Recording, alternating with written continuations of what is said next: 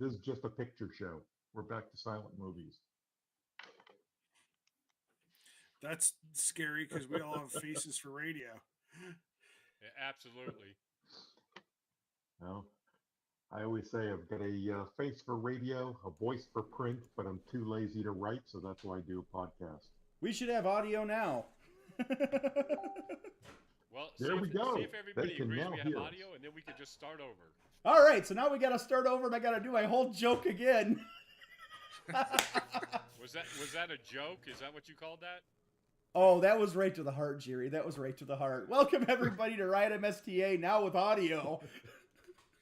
MSTA, the podcast. And I'm totally not going through the whole thing again, but welcome, RJ, Tom, and Jerry, along with me. Soon they'll say, all right, you were more entertaining when you were silent. Oh, man, we could do that. We could do an entire episode where it's like a silent movie.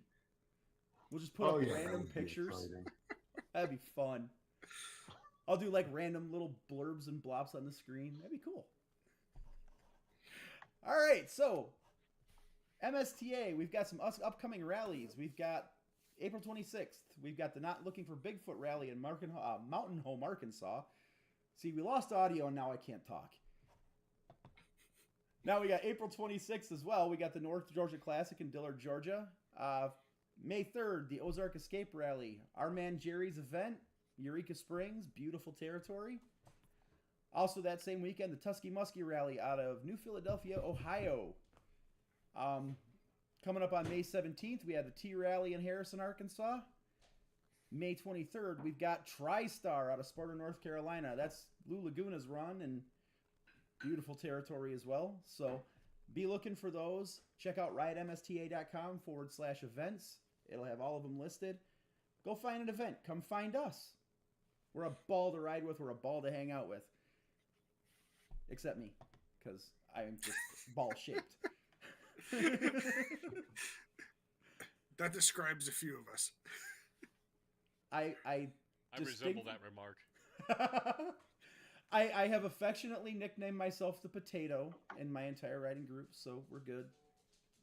That's why we have Tom here, so he could be the svelte and shape one. That is not a phrase that has ever been uttered in my name. That's an oxymoron. He's ripping that Triumph shirt like a boss, and he's just sitting over there chill with it. Also coming up on May 5th, if you are in the Wisconsin and Illinois area, Slimy Crud Run.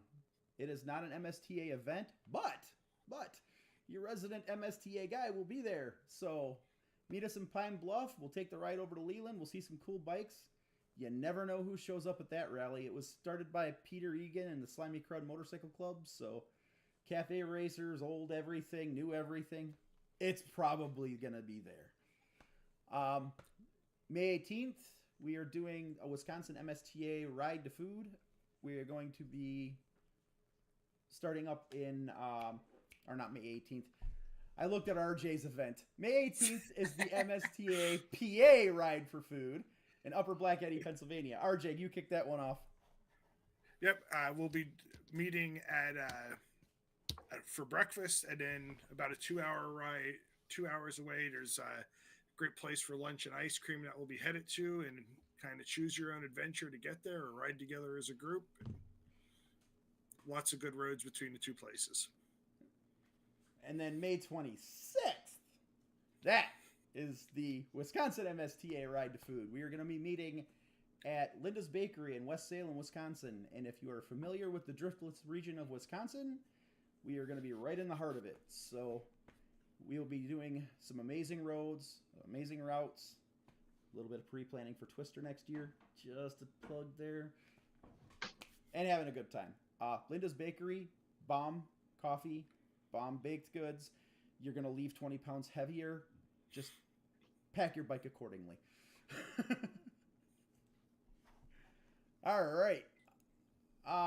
Jerry, we have a couple of raffles going on for MSTA. You want to go through those real quick? Yeah, sure. So, guys, if you haven't heard, we have a little get-together in October called STAR. It's going to be a great event. It's down in Kerrville, Texas this year at the YO Ranch. If y'all haven't been down to the Texas Hill Country, you really should make it part of your schedule for the fall. But we've got a couple of things that we're going to be raffling off. So the good folks at Nomar have raffled off their, or have given us a lift. And I'm trying to find the picture because I actually got to see it in person this weekend at the Moore Expo. They were there for the Power Sports show. And so let me pull that up real quick. But it is, it's beautiful. And we're going to be selling raffle tickets for that. And then also we're going to have raffle tickets for the GSX-8 Suzuki that we got from Plano Kawasaki Suzuki in Dallas, Texas. They're the ones who supplied us that motorcycle. But you guys should get on the website. I'm not sure exactly what they have come up with the here we go. There's Sue and everybody right there showing us the lift from the show. I'm not sure what the raffle tickets cost yet, so that's my fault. That's my cat, by the way, back there.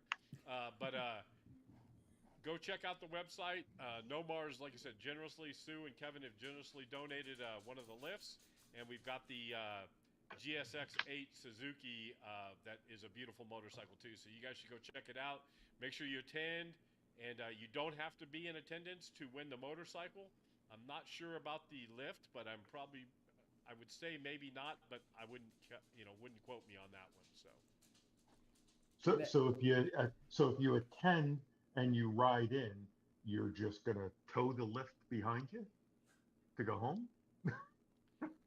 I guess if I win a lift, I'll figure out a way to get it home. Amen to that, especially a Nomar lift. Strap it to the back of the bike. There you go. Or they'll probably ship it to you. I would think they would probably ship it to you. The one that they're going to have at the show is going to be a demo. So, maybe I would think it's going to be like the bike, right? You're going to have to go pay taxes on the motorcycle anyhow. So I'm sure the lift is probably going to have their own thing for how to pick it up as well. And if nobody's had a chance to look at that GSX-8 yet, those are sweet little bikes. I'm going to pull up a picture of it here real quick. Yeah, they are super fun. It is really, really sweet, yeah. Let's see, new inventory. I wouldn't come to me yet, just because I got a face made for radio and having to look around. So, hey, while I've got your undivided attention, don't forget about the Ozark Escape. It looks like we've got about 60 bikes signed up so far, so it's going to be a huge event. Next week, they're going to have the Not Looking for Bigfoot rally in Arkansas. So I will say that one thing about Arkansas, we have plenty of events. So really looking forward to seeing everybody out there. And Bill and Gayla put on a great event next week. And if you can't make that event, then we'd love to see you at the Ozark Escape. Yeah, you know what else you have plenty of in Arkansas? Beautiful roads. The Ozarks are we have a few. We got a couple of those. Yeah, if you guys haven't had a chance to visit the Ozarks, go. It is worth the trip wherever you're at. It's a pretty area. And Arkansas does have some pretty good food yet too. Just saying. I don't have that one on the agenda, but so one news item. I am going to be visiting the Barber Museum this coming Friday. Oh, nice. So for those that don't know, I think Barber is are they the largest motorcycle museum in the country? I think they're the largest in the world, aren't they? So like 5 floors of motorcycles. So, yep, that's this Friday's trip. I'm actually wearing my Barber shirt today. I have never been, so this, even though I only live 2 hours from it, this is the first time for me. One day is a quick visit. That is definitely a 2-day museum. And Tom, you're contractually obligated to take lots of pictures and torture us. Oh, did we lose Tom? Yep. It should be entertaining. So, no. And the track that's attached. Can you not hear me? The track that's attached is amazing. Yep, we got you back, Tom. Can you hear You us? can hear me now. Okay. Yep, we're good. Don't know where it went. I can hear y'all. Yep. All right, Jerry, too. We got the screenshot up for. I'm There going to we teach go. you how to do screen share. Yeah. So. Oh, I think we can work on it next time. But yeah, here's a quick little picture of what the bike looks like. That's the blue color that we have and everything. So yeah, it's a very nice looking machine. Yeah, they're a punchy little parallel twin too, so it's going to be a fun bike for somebody to ride. So Yeah, it's I think it's gonna be I think it's gonna be great. Yeah, so I think if I push this button, yeah, so I'll learn how to present next time. How's that? we'll figure it out. It's a work in progress, everybody. We're learning as we go. Hey, we got sound at least for most Yeah. of us. Don't update your OBS and not check your settings, kids. I should know that better by now. All right, so rolling into our topic. If you guys have noticed, the title of the show, you bought the bike, so now what? So, we're going to start with RJ. RJ, when buying new bike, how do you prefer to buy? So, and just kind of asking, I've done all three. How do you like to buy your bikes? Do you like to buy them brand new from a dealer? I've only bought one brand new bike in the time that I've been riding. It was an extreme leftover, I would call it. I bought a 2014 brand new VFR 800 in January of 2020. Wow. So it was I guess, 6-year-old, brand new bike. Wow. I mean, So that was about half of the sticker originally was. And So it had been sitting on the showroom floor for that long, or crated for that long? they had gotten 6 or 8 of them from Honda. They were sitting in a warehouse. So when you buy a bike that's I mean, it's a new bike, but that old, I'm sure, full warranty. What challenges, or is there anything extra that they So they gave do you when the you full buy a bumper to bumper leftover like warranty. that? Like they gave you the full, I think it was already, I think Honda's a year. You got the full warranty. Now, the challenge with those bikes were that the VFR 800s were not very popular in the United States. And there weren't a ton of accessories imported. And when the dealership bought the 6 bikes in a crate, they also said, Honda, give me every set of luggage you still have in the United States. So they actually had all of the hard bags and all that came with the bike sitting there that they could sell with the bike, and they were the only ones that had them. Wow. So it was kind of nice. There were certain other things, though, I did find when I had that you could not buy a center stand for it. But with all the bikes you own, that's been the only new bike you've That's ever the only purchased? new bike I've ever bought. I am cheap. Wow. I will allow someone else to take that depreciation hit for me, and I will buy things a couple of years later.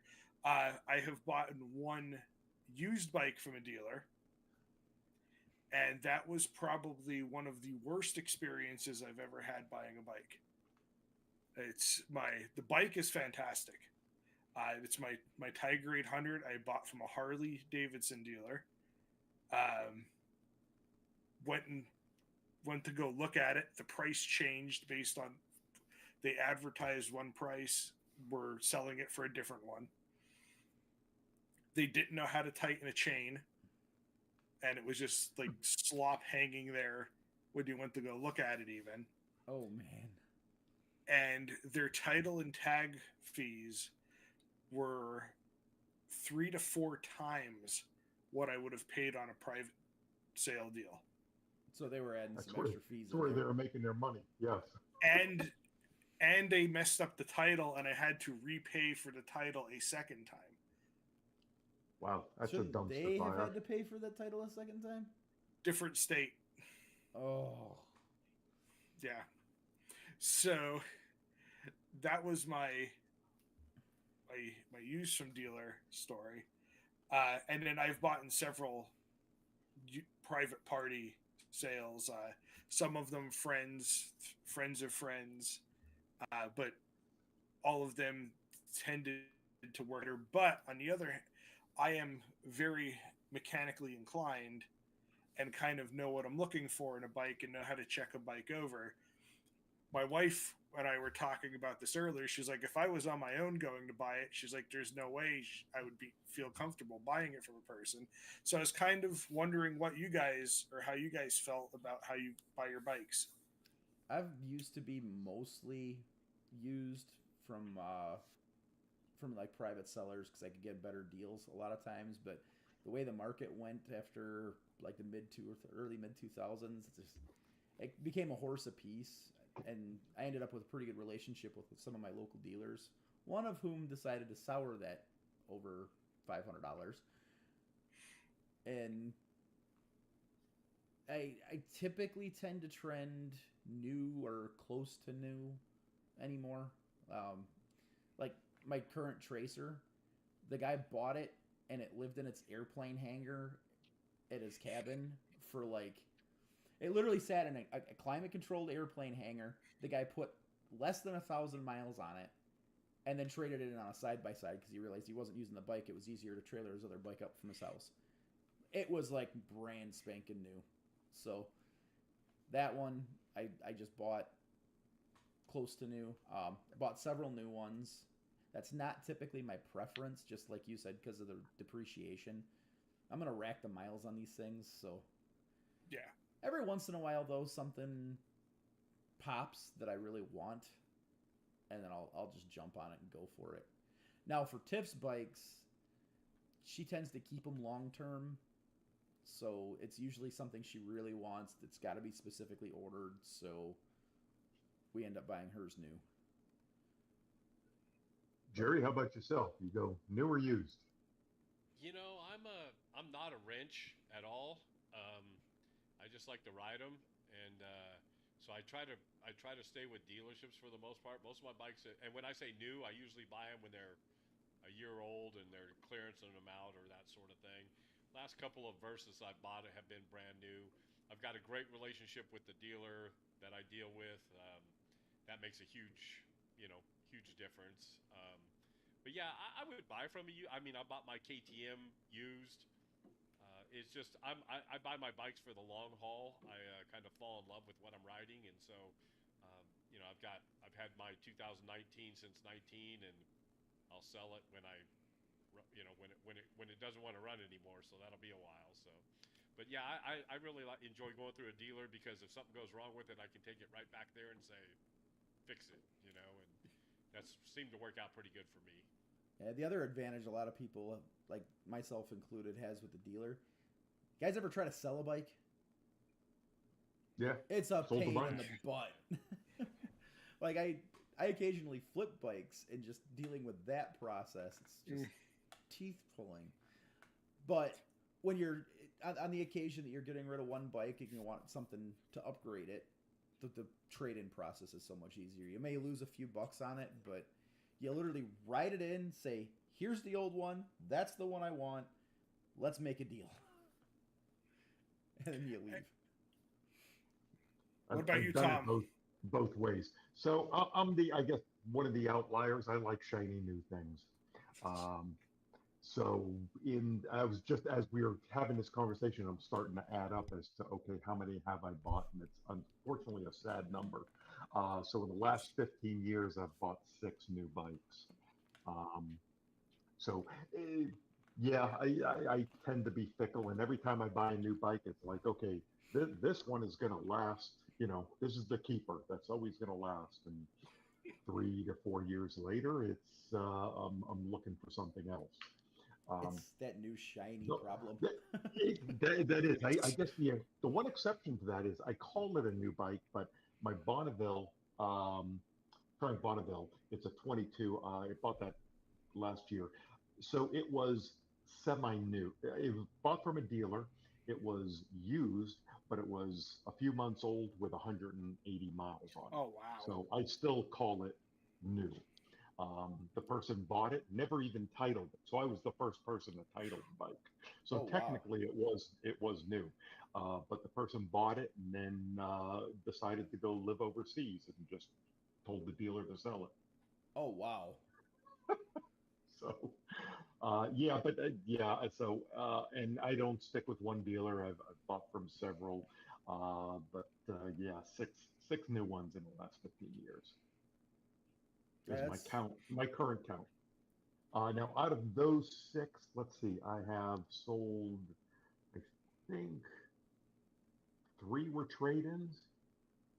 Yeah, three were trade-ins, and two were private sales that I sold. My most recently was my Goldwing. I sold privately because the trade-in value was thousands less oh, than wow. than what the market had. And that transitions really well into my next question. If you're buying used or you're selling the bikes, where is your preferred place to do it?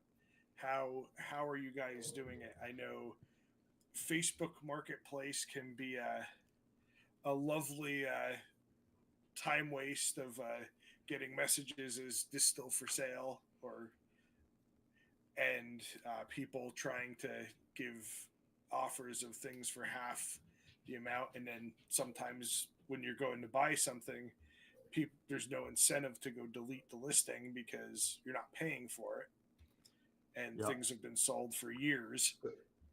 So I'll start off. My last two sales and my Goldwing was one of these was through Facebook Marketplace. I've given up on Craigslist, and I've had good luck with it. And I know people say you get a lot of spam stuff and a lot of dykesters coming in, but at least with the Goldwing, I put at the bottom of the ad when I put up, okay, if the ad is here, no need to ask me if it's available, and I ignored people if it was available. Two, I put at the ad that the transaction will be completed at a local bank or at a police station.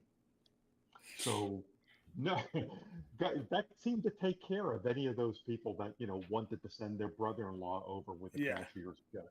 I might have to employ that next time I flip, because that's And brilliant. it turned out that the transaction I did with the guy that bought the Goldwing was not at a bank or police station, but it was I did insist on cash only. So That's about the only way to go with those, because you can get some really funky paper if it ain't cash. Yeah. exactly. Yep. And it was same thing as far as no, I don't want a cashier's check or a personal check. I've done partial cash and partial Venmo, as long as I check the person out that purchased one of my other bikes. But this one was I had enough. You kind of know if you go back and forth with the person, you have a conversation with them on the phone, you get a pretty good idea whether it's legitimate or not. Yeah.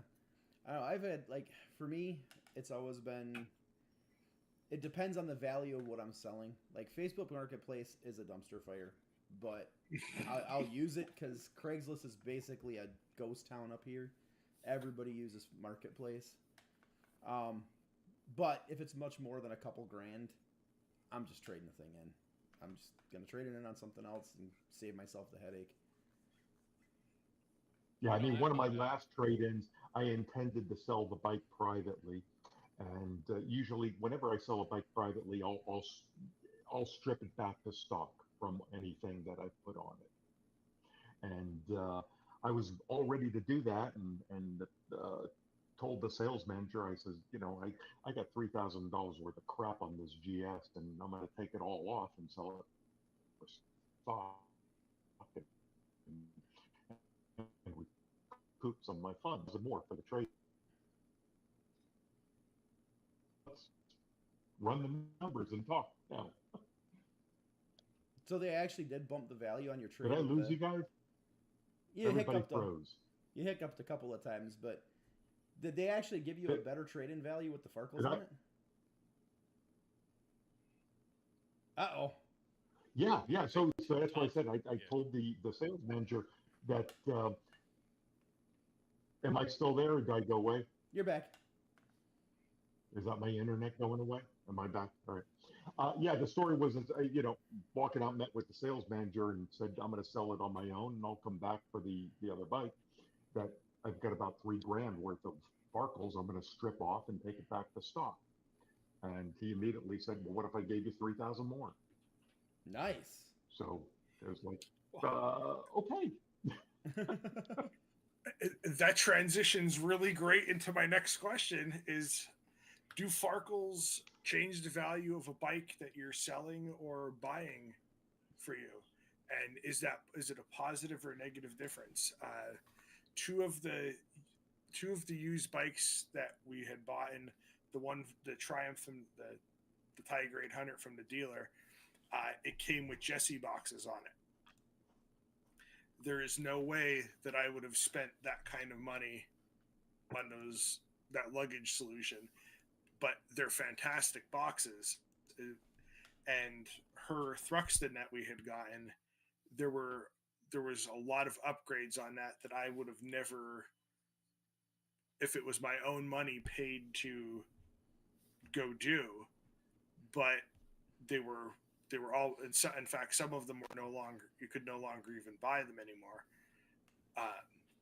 But that definitely made both of those bikes worth more to me, even going into buying them, because a lot of that stuff was done and it was stuff that I really would have wanted to do myself. Yeah, when I bought my KTM, it was kind of funny. Jamie and I were sitting in a adult establishment having a beer, and it happened to pop up on the KTM page on Facebook. And so I messaged the guy, and he said, man, it had the Black Dog skid plate, Cooper airbox, new pipe, everything that most people would put on them.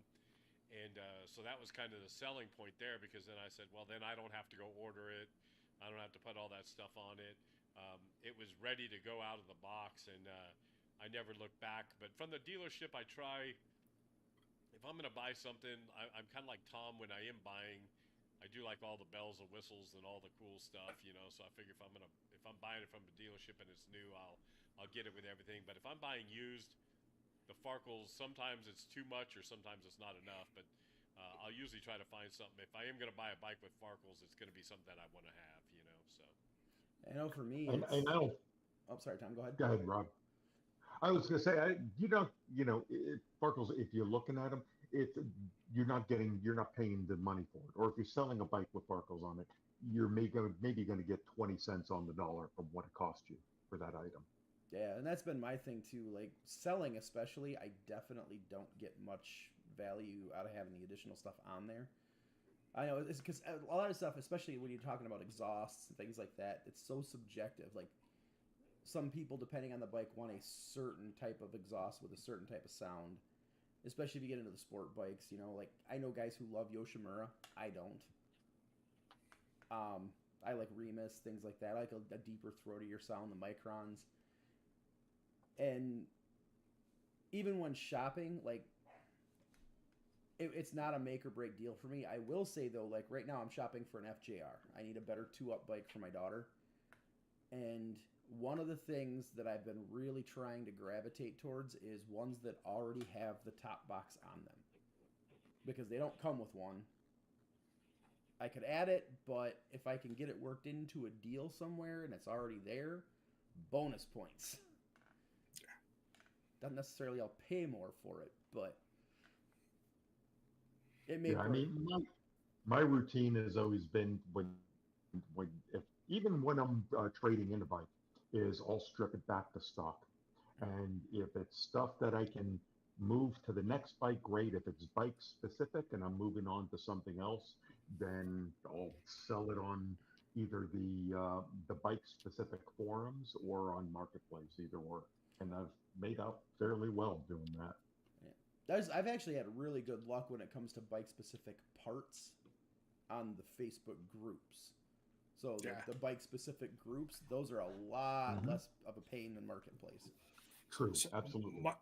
My Tiger was an interesting one.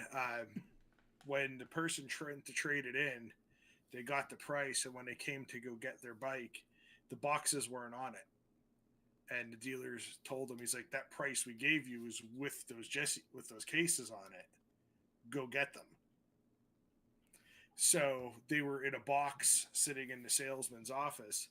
And a few weeks later, I decided, I really don't like the seat on this. So I started searching Craigslist, and I found some guy in New Jersey that was selling a factory gel seat, a Madstad windshield, heated or fog lights for it. So I contacted him. I went to go buy the seat and the windshield, and we started talking. And the guy's like, "Well, I went and traded my Triumph in for a Harley," and he's like, "I took my boxes off, and they made me go bring them when I went to trade it in. They made me bring them back." I ended up finding the owner of the bike that I bought. Oh. So he gave me all the service records for it and everything. I ended up getting he was a mechanic. He worked on his own bikes too, so got like a complete shim kit for the cams to do the valve shims. And oh, nice. So it ended up and then finding out when the services were done, it was actually nice that I found out like he had just done the valve service, so I don't need to do this for another 15,000 miles or 20,000 miles. Nice. So it was kind of a cool find. Well, we bought the bike. It may or may not be pre-farkled, right? So here's the next question. What is the first farkles we put on these machines of ours? Given what we do, being touring riders, what are some of the first things, what are some of the must-haves, and some of the things you'd recommend to somebody who's new to the sport touring or adventure touring madness that we've all been drawn into? So I got three that go on every bike. But go ahead, Jerry. Do yours. I think my thing is, first thing I put on a motorcycle is an Airhawk seat. I've always had an Airhawk seat, pad for my bike. GPS. I know some people don't like GPSs, but I think they make life very convenient. And the third thing is probably a tank bag. I can't imagine riding a motorcycle without a tank bag. And but those are the first three things I try to put on them. Sorry about that, Tom. No, you're good. So similar to that. So I do the three that go on every bike immediately is phone mount and charger. And my preference is quad lock, so I've got that everywhere. I put on grip puppies because the grips on every bike I've owned are not thick enough for me. And then I do a hookup for my heated gear. So those are the three absolutes that at minimum have to be there. And then I'll get into looking at luggage, whether saddlebags or a tail bag. And I'm with Jerry on the tank bag. So I run the Oxford tank ring. So if I'm looking at a bike and I've confirmed a purchase on one, the first thing I will do is order that ring lock for it. And I will take it to the dealer with me and put it on the bike before I leave. Because then I can lock my tank bag on it. All the tank bags I have use it. And it's just super convenient. But I'm the same way. I cannot ride without a tank bag. If I'm going more than just to the grocery store and back, my tank bag is on that bike. Even if I don't have the saddlebags or the trunk on it. But I would agree with the tank bag as well. Depending on the bike, the second thing is usually some kind of protection for the bike. Either engine guards or skid plate kind of thing. Like if it's a dual sport or if it's my wife's, it usually definitely gets the engine guards because it's a lot easier to fix that. Then for you just me, have to stop dropping the bike a little bit more. A little less. Then for me, I want the first thing I do when I get any bike is actually get it set up for myself. I have found that I like to lower my controls on my handlebars, that I like my throttle, my brake and my clutch kind of down a little bit lower than most people do. getting the suspension set up, and I like to let it go for a little bit and see if where comfort issues start popping up. I've depending on the bike, I've done seats, I've done tank pads, I've changed peg positions out. I've had the stock seat pan redone on my Tiger by somebody who basically just redid Tiger seats. I had a seat redone on a cafe racer that I had by someone that does car restorations, like on interiors. It's an upholsterer, and he kind of set that up for me. My seat is one of those things I like having to be relatively comfortable on. Yeah. And then after that, usually suspension, and usually most factory tires are terrible. Yeah, so seats are a big one for me too. Like, I don't know of any motorcycle I've ever bought that I didn't immediately want to rip the stock seats off of. The GSs were probably the closest. I had some pretty good luck with the GS seats, but my VFR was fantastic. That was probably the best stock seat I've had on a bike. See, I haven't ridden the newer ones yet, but I know my 6th gen, that thing came off immediately, and that one I actually had good luck with Sargent on, but usually I've got to find an upholsterer or something. So seats for me are always if I have to change the ergonomics on the bike, which typically I always have to do, and most times raise myself up a couple of inches and typically push myself back a couple of inches.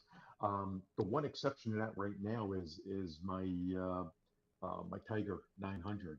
Is the ergos are just spot on, and the seat is not too bad. But my Triumph Bonneville, that one I had to do significant changes. The 20 millimeter raise on the bars, and then had the seat completely rebuilt to flatten out and add about almost 3 inches. Oh, wow. I suppose the Bonneville has that kind of dished seat factory, doesn't it? Had a dish seat that just, the seating position didn't work for me, so I wanted it flat so that I could slide back, and then I needed it raised. So that's, challenge of having long legs is that most bikes don't fit me ergonomically. See, I'm short and stocky, so I usually have the other issue. I get hot spots on the seats. Mm-hmm. And it's like there's never quite the right padding in the right places. And yeah, and someone in the chat mentioned bead rider or a beaded seat. So I've got one of those. So I do like my beaded seat, and now on my Tiger that we've hit the warmer weather and I don't need the heat anymore, I've put my beaded seat on there. So that adds some nice airflow to the nether regions. I have never tried a beaded seat. I've enjoyed a good sheepskin. Yeah, I've tried the sheepskin. I've tried I use what I have Jerry's one of got those, now. but I wasn't that crazy about it. If people ever jumped into this chat and weren't familiar with what we were talking about,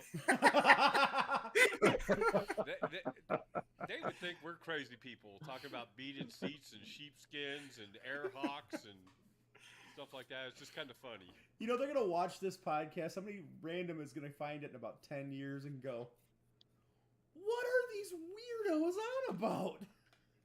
They're like, this RJ dude's into sheepskin, and it just I'm sorry, that was kind of hit me funny there. So. Oh man, yeah, I've used like Jerry has the Airhawk seat. I've had really good luck with that because I can adjust it on the fly, but I've never tried the beaded seat. I might have to try that one day. It's it looks like it would be a torture thing because the one I have is they're ceramic beads. They're black, so you'd think they would absorb a lot of heat, but they don't. And it looks like it would be uncomfortable, but I love them on the bike seats. I think they're great. Now I won't put one on my Bonneville just because, that you need that's part of stylistic. For that. Yeah, those beaded seats on any other bike look great, Tom. Absolutely.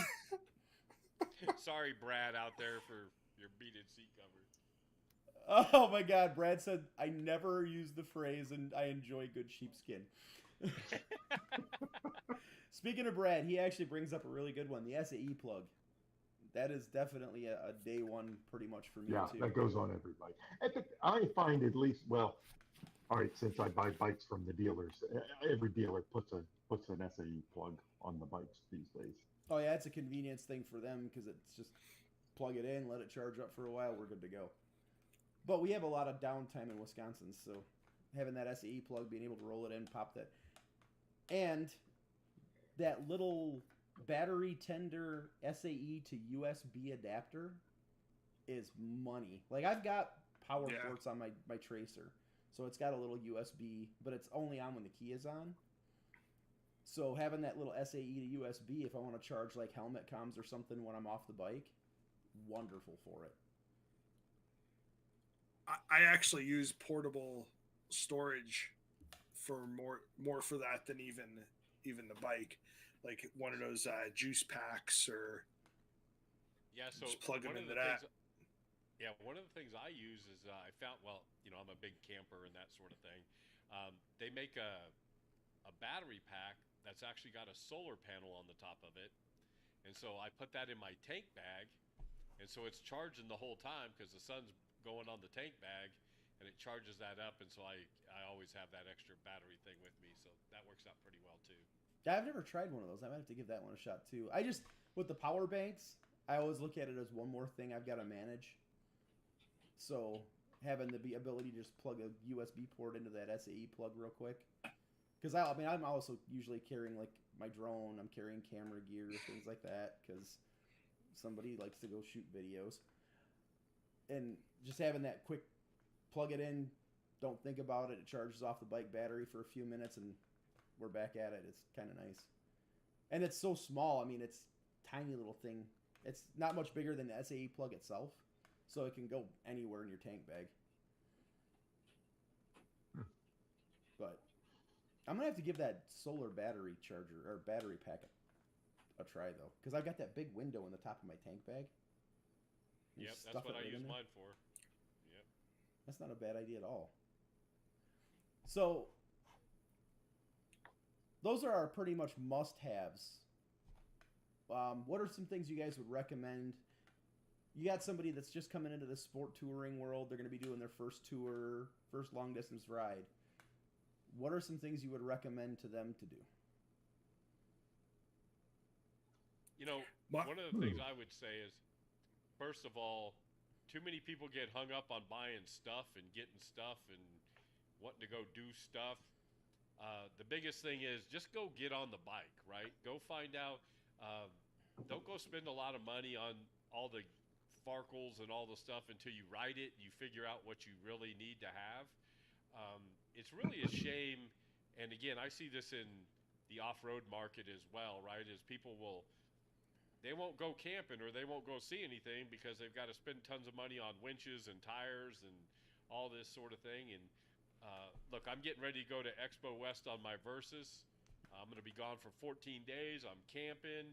I know exactly what I need on my motorcycle. I know all the stuff I don't need on my motorcycle.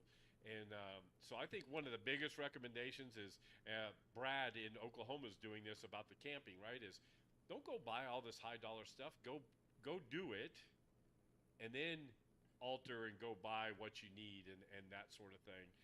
The only thing I would say that you need to have, or that I would ask you to buy, make sure you have a tire changing kit or a plug kit, and you have a compressor on your bike.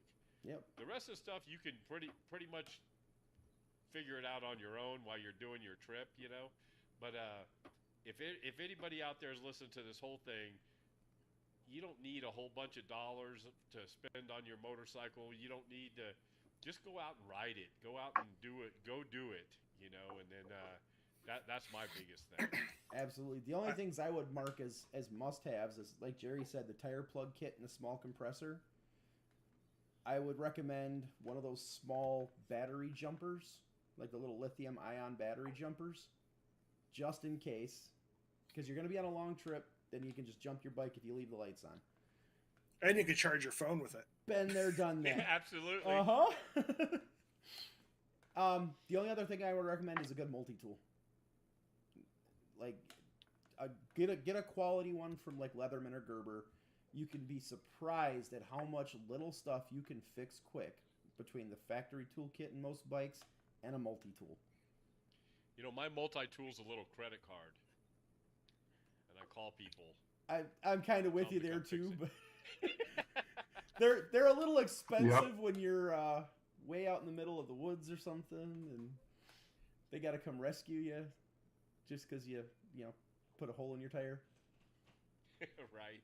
Yeah, you know, I thought that when you said Jerry, as far as putting stuff on, years ago when I got my first GS and I was going to do some off-roading, one of the first things I put, they had a GSA, so it had the racks on it.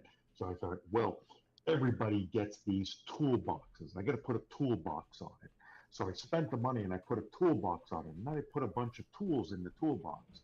Then I realized, I don't know how to fix the bike. I don't even know how to use these tools. So why am I carrying this with me?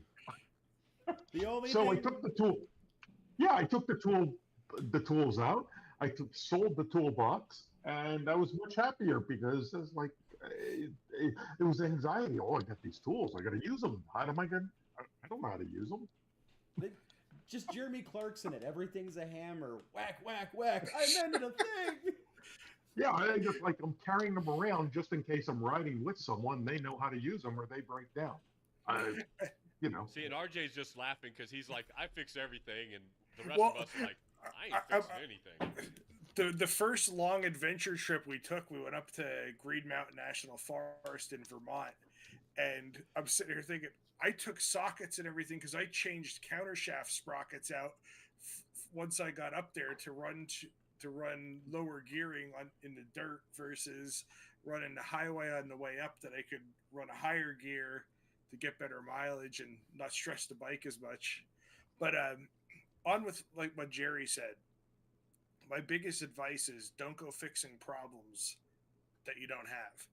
Yeah. Don't go farkle just to farkle. Make sure that you're changing that seat out because the seat's actually uncomfortable. And the only way you figure those things out is riding the bike. And then, secondly, if you do decide to make those changes, don't do it the week before you go on a trip. 100%. Absolutely. Yeah, test ride it. Yeah, I'll say, like, I've watched guys in the adventure bike world up here. Like, they're just getting into adventure bikes, and they spend so much money on this bike. And then you run into an issue. Now you've spent so much money on it, you don't want to do the adventure thing with it. So don't overdo it on your bike either, because then you're not going to want to scratch up your expensive stuff. Unless you're me, and then you just go full send on everything, and it's made to be beat. There was a great story, this article, it was several years past, but it always stuck with me as far as this guy doing his first long trip. He was doing a trip to Alaska. And he loaded up his bike with so much gear and so much food that, because he was going to be out in the wilderness. And at one point, he stopped the bike because he had fallen over and he couldn't pick the bike up and had to take everything off. He ended up throwing out almost 60 pounds worth of food and gear, and then continued on his trip and figured out he never needed it. Yeah. Everybody carries the kitchen sink, all kinds of stuff. Don't think you need all of that luggage. Jerry, sorry, but don't think you have to carry all that camping gear. Go stay in a hotel. You get a nice shower. You get a nice bed. You get to charge your crap at night.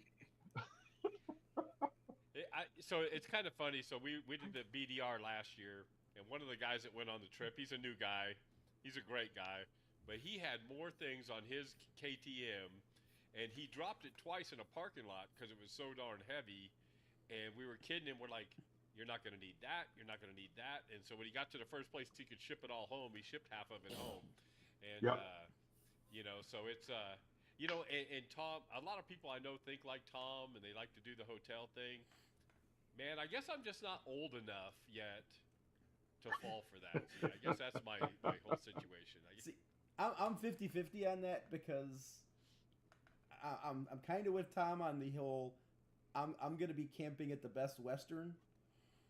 But I've slowly been getting talked back into moto camping through a few friends because they're posting these pictures and it looks so pretty, and it's like, I can kind of get it. So I'm kind of starting to do. I used to do it a lot, and I'm kind of reigniting that passion for it. The best way So to I moto camp is just a toy hauler. Amen. So RJ, I that's never not understood moto the camping. draw of the whole moto camping thing, because okay, I get Jerry because Jerry camps regularly, not just on the motorcycle. But then there are people that only camp on the motorcycle. I never saw that draw to it. See, that would be me because when I camp personally, I better be in a camper or I'm gonna be unhappy. So with the motorcycle, the only reason I started looking at it again, it's kind of a means to an end. There's some of these trail runs I want to do, like some of these BDR runs and things like that, where there really isn't accommodations close by that are hotels. You almost have to have some level of moto camp for these trips. And I like the Trans-America Trail is one of them too. Like there's a lot of sections of that where you're going to go a long ways before you ever find a hotel. And if you're cashed out and you're 500 miles from anything, you just pop the tent, get some rest, hit it again the next day. Yeah, I guess that's not a trip I'd be taking. Well, yeah, actually, Trans-Wisconsin Trail, you've got a lot of areas where you can pretty much get to a hotel off of any spot of that trail, but it can be, 30, 40-minute hike. And there's spots, especially up on the northern part of it, where it could be an hour and a half drive off the trail.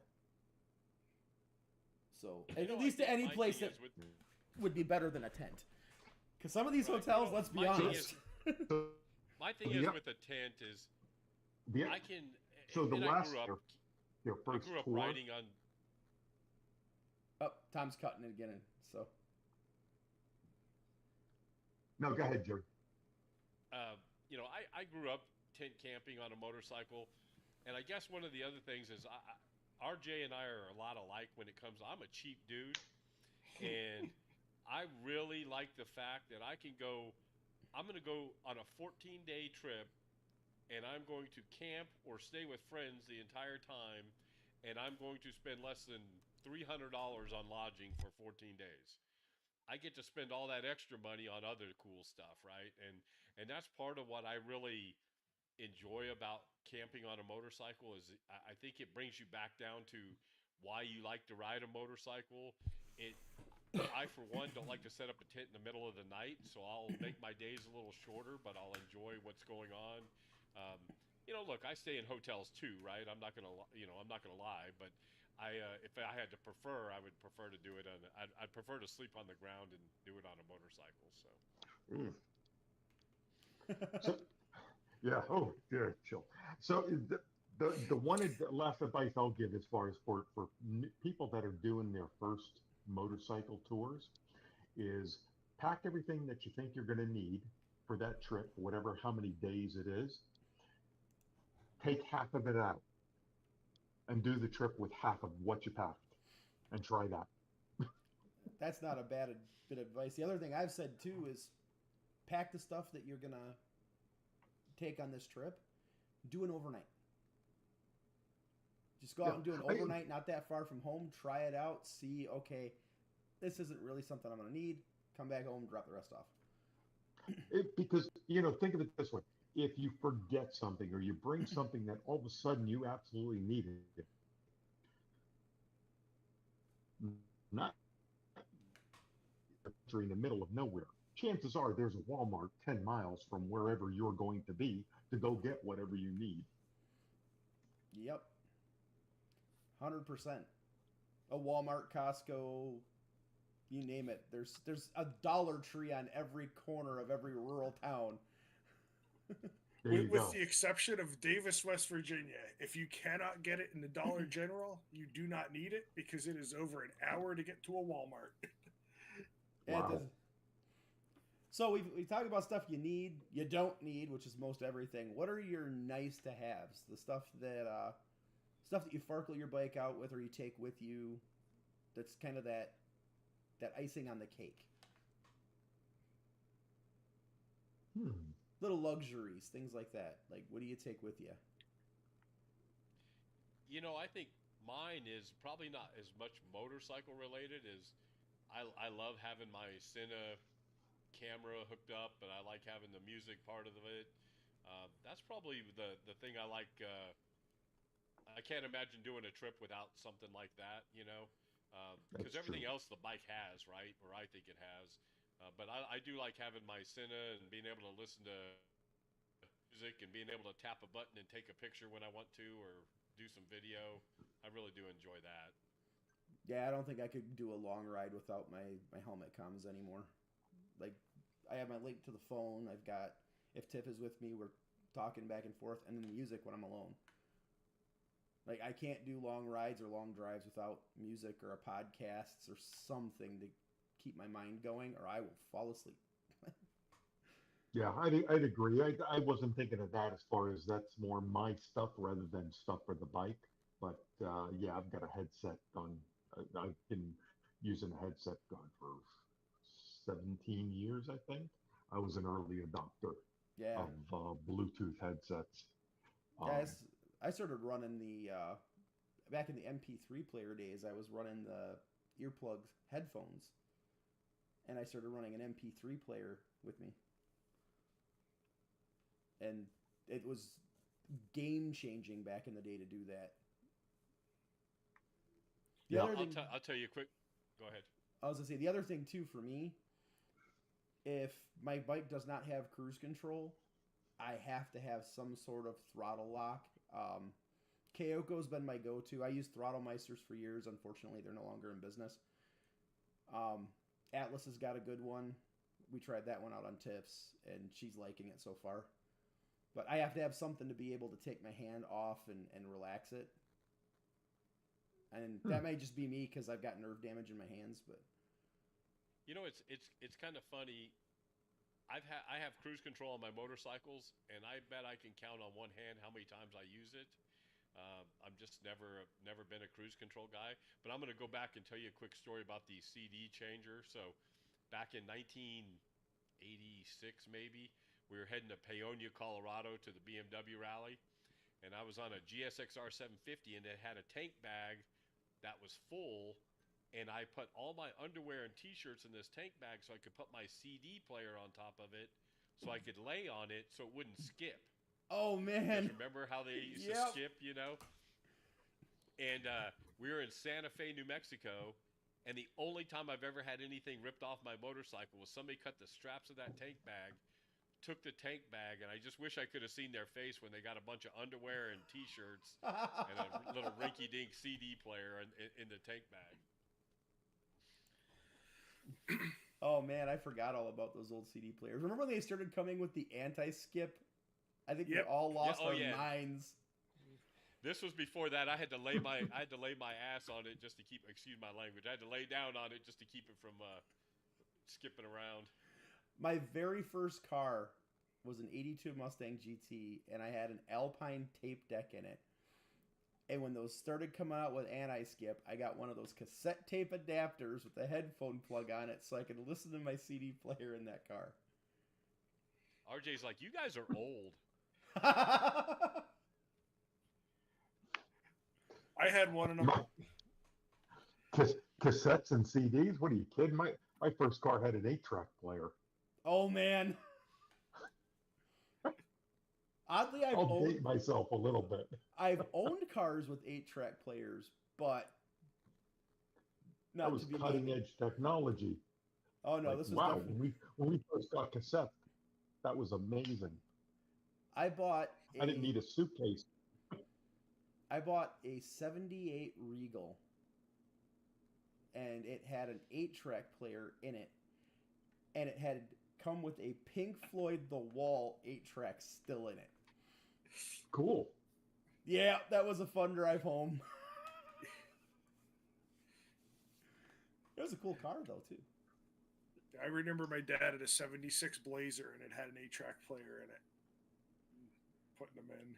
So that's it. We have got to add 8-track players to motorcycles, people. They're cool.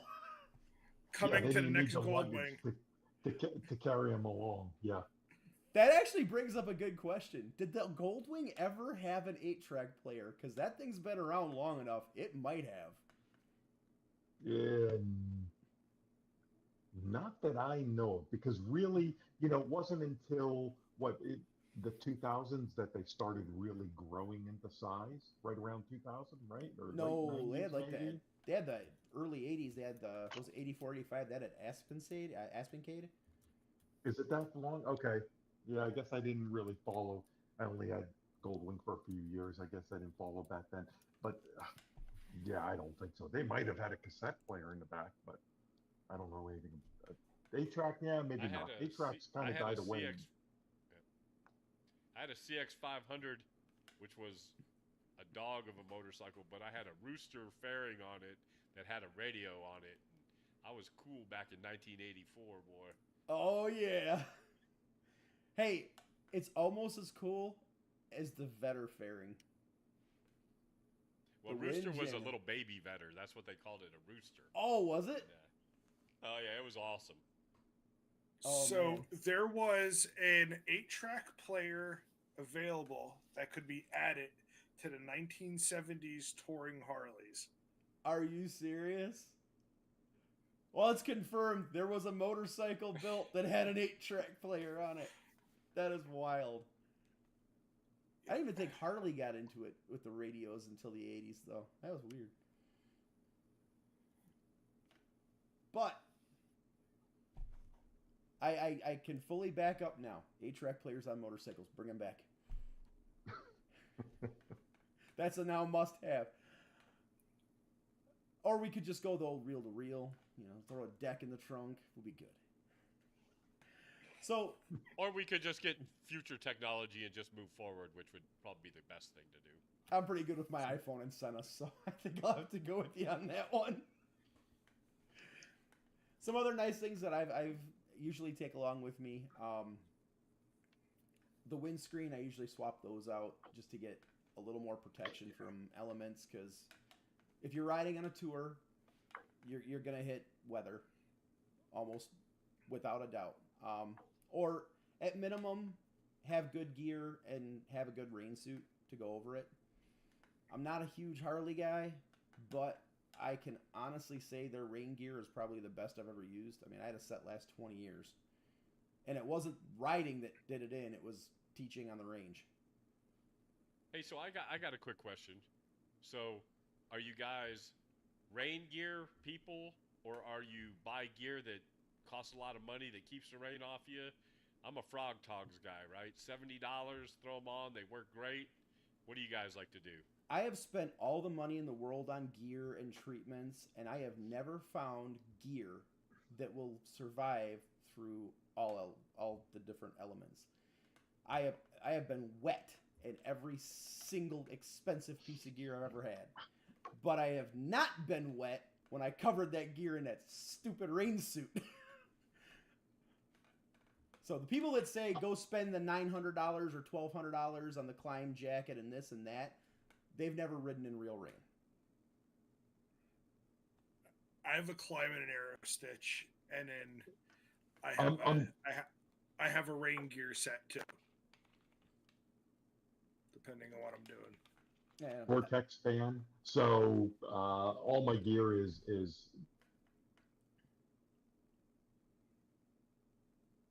either climb or arrow stitch, and I'm a fan of it. I hate stopping to put gear on as to whether the rain's coming or not. I just let me just zip the vent up and then dry and complete downpours.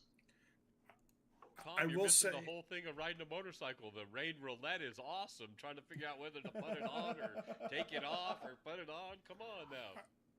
I will say I have crashed put my zip up. That's it. You crash tested, RJ? My wife pointed out in the chat here that I had a set of frog trogs. Apparently, they will not last crashing at VIR over a set of race leathers. Yeah, probably not. God, no. But you'll be dry until you yard sale it. Yep, pretty much. I don't think they'll last you just nailing on the ground. I can confirm that because I had frog togs on the range one day in a downpour, and I tripped walking backwards and shredded the pants. Yeah, yeah. So Jerry, I go the other direction. And Rob, to me, it's all Gore-Tex gear, other than my summer stuff. My summer stuff is mesh, and if it rains on me when it's 90 degrees and I'm riding, I will gladly get wet. See, now when it's 90 degrees, I don't mind the wet. Now when it's 55 degrees and you run through a torrential downpour for 4.5 hours because you have to get home, give me my rain gear. Yeah, one of the things I like about the frog togs is, especially in the summertime, I wear my vintage jacket. If I get cold, I can put that frog tog jacket on, and man, that makes a big difference. And I splurge and I buy the high dollar frog togs, so I like the $70 pair, so they don't rip when you fall on the pavement there, Rob. So you can just splurge for the high dollar frog togs. Hey, champagne taste, beer budget, all right? There's, mantra that I have that I tell my students is that there is no bad weather, just bad gear. Yeah. Two things that I like having that haven't been mentioned so far. I will very rarely ride without earplugs. True. I usually do. I usually do the acoustic ones. The times that I've ridden with, times I've done longer rides without them, I feel like I'm much more fatigued by the time I get to where I am. I didn't start doing that until a couple of years ago, and tinnitus is fun. And the second thing is a hydration bladder. Oh yeah, like a pack that you can drink while you're riding to try and replace some of what you lose. You know what I like to do on longer trips, and I do a lot of them, is I never ride for more than an hour at a time. So I ride, I get off, even if it's 5 minutes, get up, do whatever I'm going to do, get back on the bike, get a quick drink. I think that's one thing that too many people ride tank to tank, and all of a sudden it just becomes a grind. When I'm on a motorcycle, I don't want it to be a grind. I want it to be fun, and I agree. Hydration, earplugs, I don't even consider that. That's just something I always wear. That's like part of all the gear all the time thing, even though I wear the foam, the cheap OSHA foam ones I can get for a bazillion of them for $5, See, the hydration bladder for me, I'm one of those masochists that likes doing the endurance rides. So like the iron butt rides, things like that. So I have to keep moving. And that hydration bladder has kept me from dehydrating so many times. Especially if you take a couple of like the electrolyte tabs and toss in there. Keep yourself from washing the electrolytes out. I'll finish the ride a little fatigued, but fresh as a daisy. Does everyone know the secret for cleaning them? Bleach water? No, even cheaper. Denture cleaning tablets. Oh. You throw 2 of them in, you let them fizz, you run it through the thing, let it sit for a few hours, clean it out. It kills everything that's in it. It's safe. So, how did you come upon that? High side, low side. I was going to say, I read that on High Side, Low Side. Really? Oh, okay. Man. Yep. I'm going to have to try that now because me and my daughter both run them now. I just wash mine out with soap detergent, and then I throw it in the freezer. So I keep it in the freezer dry. I've never thought of throwing it in the freezer. All of mine flip inside out. Rather than trying to get all the water out of it or get it to dry, is that after you wash it, I fold it up and throw it in the freezer. That's a really good idea. I'm sitting there with a hairdryer. You're not going to get any mold in it. Yeah, all of mine flip inside out. That they're the ones that the top slides off on completely. Got it. But I rarely ride with a hydration bladder. I don't. God, I could count on my hands. But mostly, I don't do that because I wear an airbag vest, so that's just one more thing that has to be hanging off me that can expand. So, Well, we've talked about Farkles and gear and all the fun stuff. Jerry, how do we prepare for an epic motorcycle trip? You're our resident expert, so. Man, I tell you, I love this part of my motorcycle trip. To me, motorcycle trips start months in advance. You know, I love these people that can go out and say, "Oh, I just get on the bike and I go." My OCD won't let that appear for me. I can't do that. But one of the things that I love to do is part of the fun for me of doing a trip is sitting down, doing the research and where I'm going to be. I hate being on the interstate for the most part. So, you know, I love going through these little bitty towns. I love having a plan. I like having each day. I may not do the complete route, but I like having the route. I'm a guy that I like knowing where I'm going to stay. Even if it's camping, I kind of know where I'm going to go.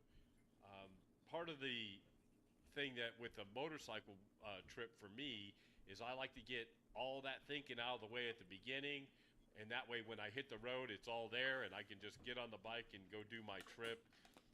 But again, so many people, there's no right way or wrong way to tour on a motorcycle. My dad never did any of that. He always just got up, threw his sleeping bag on his motorcycle, and went and hit the town. So there's not a right way or a wrong way to do it. But I love the planning part of it. I like, hey, do I want to go see this? I think too many people, when they get on a motorcycle, even guys I know in the MSTA, they want to do two things, right? They want to go someplace and they want to go do twisty roads. And I've caught myself up in this as well, you know, where at the end of the day, everybody will say, "Oh, did you notice this?" And you're like, "No, because I was just trying to survive," right? You know, you're just having fun trying to go quickly and everything. I guess the older I get, I kind of want to smell the roses a little bit more, and I love doing the spirited riding, and I love doing that. But now I want to really make sure if I'm going to be through someplace, I want to make sure that I'm seeing the things I want to see. I'm not missing anything, and I'm doing it in a safe way too, because nothing's worse than getting on a road trip and the roads are closed, or you've got some weird thing going on, or you're trying to stay in some town that's got a softball tournament the same night and rooms are $300, or you can't find a room. You know, all the people going to Deals Gap starting May 1st, right? They're going to run into that situation. Yep. If they don't pick up something and realize, oh, they're repaving the road, right? So I think planning on my part, I love doing the planning part. I'm probably a little more anal than most when it comes to that. I really like mapping things out. But again, the biggest thing is don't let any of the planning scare you. Go get on the bike and go ride and do it the best way that you guys know how, you know. I'll be honest, I'm one of those, I'm just going to jump on the bike and head a direction kind of people most of the time. Now, if I'm going like out of state or to areas I'm really unfamiliar with, or I've got a time limit, I definitely want to go plan something out. Okay, these are the things I want to hit. And like Jerry too, I've slowed down as I've gotten older. I used to be, I want to get out, get to the twisties, and just rail them. You know what's not fun when you do that? Trying to figure out how to get home when you bend your bike. So I'm a big fan of not doing that now. Like I said, I still do spirited riding too. I'll get up and have some fun, but I lean heavily towards the safety side of my riding skill with a lot of room for error. Whereas I used to go 100%. And I would do 100% 1,000 miles from home. Yeah, if you can see my screen, I use a tool called Milanote to plan out my trips, and each day and where I'm going, how many miles, each route, everything is all mapped out on this little tool that I have. So it's all my lodging, what it's going to cost me, all that stuff. So. Okay, that's kind of awesome. Wow. Plot twist, Jerry got us into using this for the show notes for the show and all our planning for that too, and it's brilliant for that. It is wonderful. So now we're going to suck down this rabbit hole, and I'm going to have to learn to use it for that. Because my wife has to have it planned road for road. She hates my motorcycle GPS. She wants to know where, when, what time, what we're eating, where we're staying. Most of our trips are more of the longer trips, taking the camper, take the bikes. Once we get there, then we ride, and the logistics of getting there is very well planned out for the most part. Once we get there, the plan becomes typically much more fluid based on what do we want to do today. And I enjoy. I'm not one of those people that has to get miles in every single, like, I need to do 500 miles for it to be a good day. I would much rather have a nice little spirited ride through some twisties and then, oh, look, there's a waterfall. I'm going to stop there for 20 minutes and Yep. take pictures. And, or we did a, my, before my wife really rode, we did a cross country road trip we had a Miata at the time. And we found all kinds of like goofy little roadside attractions. Like, I think it was somewhere out in Indiana, there's a giant dragon and a knight, and you put 50 cents in the thing and it blows fire on the knight. Oh yeah. And like little things like that, like, you have to get off the highway to see the cool stuff. When West Virginia, we found there's a few, when people go to Canaan Valley, there's about 25 miles away, there's another 30 miles away, there's another state park that there's multiple sets of waterfalls, and it's just so cool to stop there. In fact, one of the stops there is actually what the cover photo is on our state MSTA page. And you have to try and find these places, and you don't do that trying to pound miles against the grain. Like, I don't like getting too regimented in my planning that I can't stop and smell those roses that I find. Yeah. Hey, since we're talking about those photo challenges, shout out, because Jerry's got one going on too, the motorcycle photo challenge, and they changed the subject every month, right, Jerry? Yeah, we do one every month. Yeah, and Yep. I'm looking so forward. Tom, what about you? It depends. So I don't do the long epic rides. It depends if I'm going by myself. So if I'm doing a guy's trip, typically my trips are 3 to 5 days for the most part. If I'm doing that, I don't plan everything out, but I do plan out all my routes, and I use a particular app on my iPhone that all my routes are planned out. But that allows me to branch off and do other things if needed. I am not a sightseer when I'm out by myself, so to me, I map out my roads because I want to ride those particular roads. So to me, the road is the sightseeing. That being said, now changes as far as when my wife and I go traveling. That's one of the reasons we got rid of the Goldwing, is that we found I bought a trailer a couple of years ago, and we found much better to put the bike in the trailer, go someplace, find a nice, comfortable hotel, use that hotel as our base camp, and then do day rides out of there. We did that, did a long 6-week trip around the country, spent a week up in Rapid City and did that, as well as visiting a few other places. And a lot easier as far as to do that type of riding. That's what kind of we prefer. For myself, yeah, 3 to 5 days is good enough. And, when I'm riding, I typically find my fun factor is pretty much ended after about 7 to 8 hours on the bike. I'm ready to get off and do something else. I think RJ. Yeah, so go ahead. Yeah, I was going to say it really depends, but my writing has changed a little bit, but I'm not going to stop and take pictures. I don't do pictures. I don't sightsee. I think Sorry. RJ's got the right. I've really became, now that we have the Jeep and a trailer and we like to camp. If it's my wife and I, we'll trailer someplace, and we will base camp out of there, and then we'll just go ride and go see all the cool stuff. Like, so here's a prime example. When we were at the Cape Girardeau Star, right?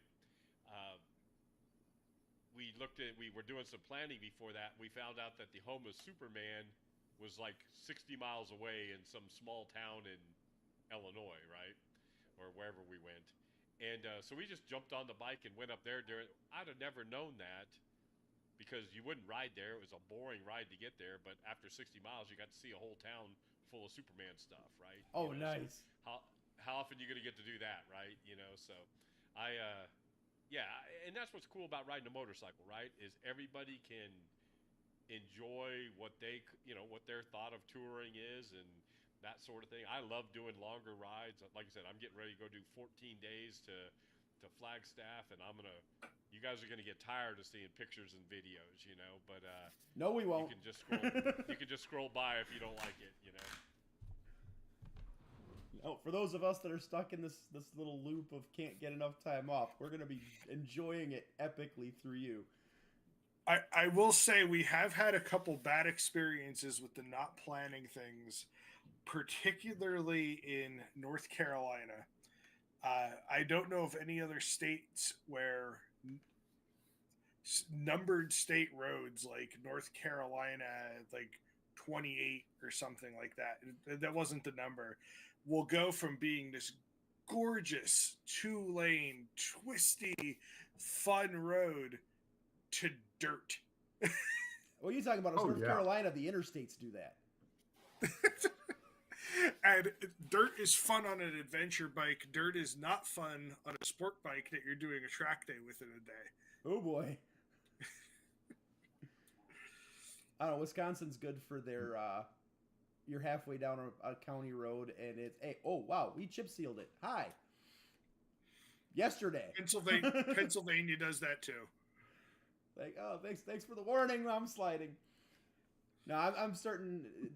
The older I get, the more, especially with me traveling more with my wife and now my daughter, they want to stop and see things. So I've had to force myself into that, and then trying to do content and stuff.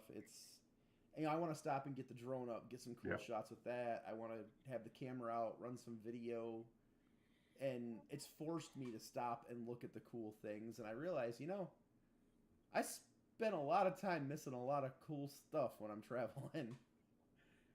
And I'm just blazing past. Yeah, I will say, as far as having the trailer has helped out quite a bit. So, like, it allows us to combine multiple types of activities rather than just a motorcycle vacation. Because especially if you're going to go travel 2 up on the bike, you can only take so much stuff where it's hard to do other things. You're just going to be riding on the bike and maybe doing some sightseeing. Right. My wife and I like to hike a lot, so it allows us to bring us our hiking gear and stop and ride for a day and keep going. Like we've got a trip planned this summer up to the Northeast, and we're going to go spend a month in the Northeast, visiting family and friends, and spend some time, go somewhere up into Maine or Vermont, probably camp out not camp out, go to a nice hotel. So not the camping thing, and use as the base of operations to travel around the Northeast a little bit more. Yeah, I know we've talked about that now too. We're shifting over. If we do anything outside of the state, basically, it's trailer time. We're just gonna throw the bikes in the trailer, and take them there. Like if we start doing when we start doing some of the other MSTA events that are outside of our region, that's how we're getting there. We're trailering down. We're going to spend the weekend or a week, whichever one it is, enjoying the time with the people, enjoying the ride. Then we can put the bikes back in the trailer and have a nice, relaxing drive home. And it kind of, when you've got limited time, we had pretty good PTO banks, but a lot of it gets chewed up with kids and family stuff. So when you get that limited window of time, you can stretch out more with it. Just quit. It's a lot easier. I got a couple more years before I can do that. And a daughter who's about to go to med school. Don't have kids, people. I mean, our big reason for doing it is actually our dogs, because it's so tough to find people to watch them and to leave them, and having the camper, they can come with us. They have a place to stay. Yeah. In fact, they're really good track dogs too, because we've stayed at a couple different racetracks and go do a session, go let them out, go feed them, go pet them a little bit, and then. And next thing you know, everybody that you're racing with is coming up and loving on the dogs, because the dogs are in love with everybody, because dogs. And you've now got track mascots. Mm-hmm. See, that's a win. All right, so we basically covered everything from you just bought the bike and good places to go to get it, to some things that could be necessary on the bike and some nice to haves, and a little bit about just not overdoing it. We've talked about some gear, and we've talked about how to plan the rides. So your next step from there is to jump on RideMSTA.com and go to events and find a couple. Find something close by. You don't have to be a member to go and enjoy it. Just come see what this is about. Because once you find the next... Uh-oh. Apparently Jerry didn't like me anymore. And I was just about to say how wonderful the community is. But once you've met the community and you've experienced the camaraderie and things like that surround motorcycling in general, and the MSTA in specific. I've been around a lot of bike groups. MSTA is second to none. So it is... Hey, he's back. Yay! Come find the events. Come enjoy some of the rallies. See what it's all about. Find the rides. Find the food. Check your local areas, see who's doing some stuff there, and enjoy the sport. It is extremely rewarding, and you will meet some of the best people and some of the longest-term friends you will ever have. Hey, I got something I want to throw in too. For all of you out there who are MSTA members, in your email box you should have a survey, and we have decided we put out this survey because we need your feedback. So if you are an MSTA member, please check your email and your spam folder and fill out that survey for us. It's a quick 5 minutes. Let us know what you like, what you don't like, what you'd like to see. Tell everybody how much you love me. Just kidding. We'd really appreciate your feedback, and it only helps us get better as a club if you guys help participate. Yep, 100%. And I'm glad you brought that up because I forgot. The leadership committee for MSTA is extremely responsive, and they are always looking to do better for the club. So, absolutely, take it. Take the survey, let them know what's going on, or message them. You can email. The links for the email for all the members of the EC are on the webpage. Thoughts, ideas, send them to them. They want to hear it. So maybe not Jerry. Well, unless it's Tom talking about not wanting to camp, everything else is okay. Yeah. I just see no reason to go sleep in the dirt when there's a fine hotel right down the street. It took me years to get past that whole, I did a year of over the road and sleeping in a box. And I was kind of over it. Took me a long time to get past that again, to where it's like, I have this really nice house with a really expensive bed. Let's just sleep there. And now it's like, okay, I could get on board with the camping thing again. Yeah, I guess it comes from, I spent my career living in hotels. Oh. I spent 20 plus years traveling 100%, or actually 30 years traveling 100%. So,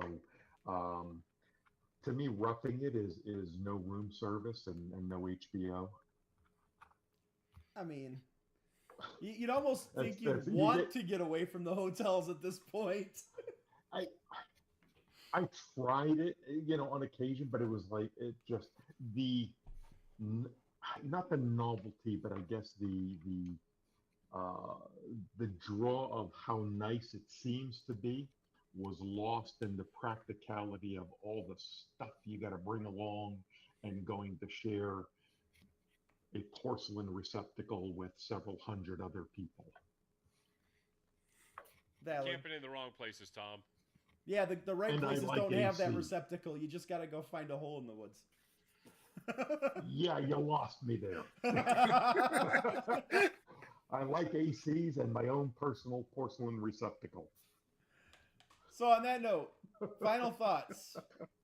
What's the one best travel tip you can give to anybody just getting ready to take their first tour? I'm going to go out there. Do it. Just go do it. Don't let any of this stuff, I'm telling you, don't get caught up between gear and climb jackets and bags and all that crap. Go get on your motorcycle and go ride. That's the best tip I can give you. I'm going to go out and say, it doesn't matter what motorcycle you ride. Any bike can be a touring bike. Just ask Brad Batchelor. I on the same That's note, true. I was just thinking of a story that I had read that Peter Egan had written. And I think they were doing a couple 1,000-mile trip on a Honda 160. Yeah. And Wow. any bike's a touring bike. Don't wait to get the stuff. Don't wait till you get that GS and just go out and do it. Yeah, Because if you get the GS, it takes so long to tour because you got to stop at all those Starbucks. yeah. And then you got to be sick to your stomach from the bad coffee. I don't know. With that, all right, we're over an hour and a half in. Yep. So thanks everybody for tuning in.